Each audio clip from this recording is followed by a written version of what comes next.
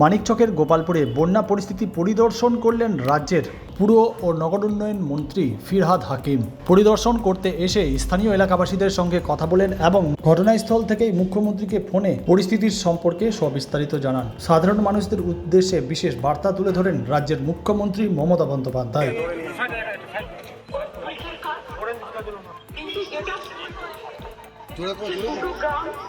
নদী কেটে দেওয়ার ফলে জলটা হুড়ুর করে ঢুকেছে এবং গবাদি পশু দেখছে দুজন মারা গেছে নৌকায় করেছে। এখন নৌকার পারাপারটা দয়া করে করবেন না। গবাদি পশু আটকে গেলে গভর্নমেন্ট আপনাকে গবাদি পশু দিয়ে দেবে, কিন্তু নিজের প্রাণটা বাঁচান। আর আপনারা নিশ্চিন্তে থাকুন, কুটনির চকে মানিক চকে যা যা কাজ করার আমরা প্রত্যেকটা কাজ করব। কালকেও আমি 7-8 জন পরশুদিন পাঠিয়েছিলাম, আমাদের গভর্নমেন্ট অফিসার তারা সব সার্ভে করে এসছে।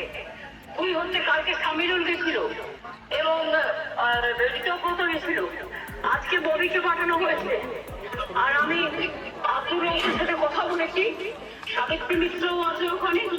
সবাই মিলে যতটা পারবো আপনাদের সাহায্য করবো।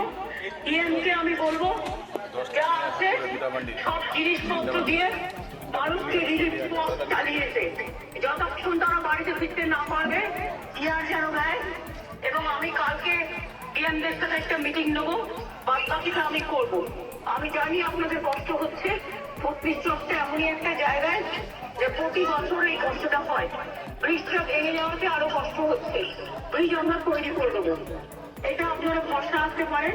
আমাদের কাজ শুরু হয়ে গিয়েছিল, কিন্তু যেহেতু বর্ষার জন্য কাজটা আমরা করতে পারিনি। আর যারা মারা গেছেন তাদের পরিবারকে 2 লাখ টাকা করে সাহায্যও দেওয়া হবে। ববিকে পাঠিয়েছি, বাদবাকি কিছু বলার থাকলে ওকে বলে দিন, আমি শুনে নেবো। আর ডিএমও আছে, ডিএমকেও আমি বলবো ডিএমএসপি কে মানুষ যেটা বলছে সেটা শুনে নিচ্ছে। ওদের রিলিফে যেন কোনো ঘাটতি না হয়। Madam followed madam.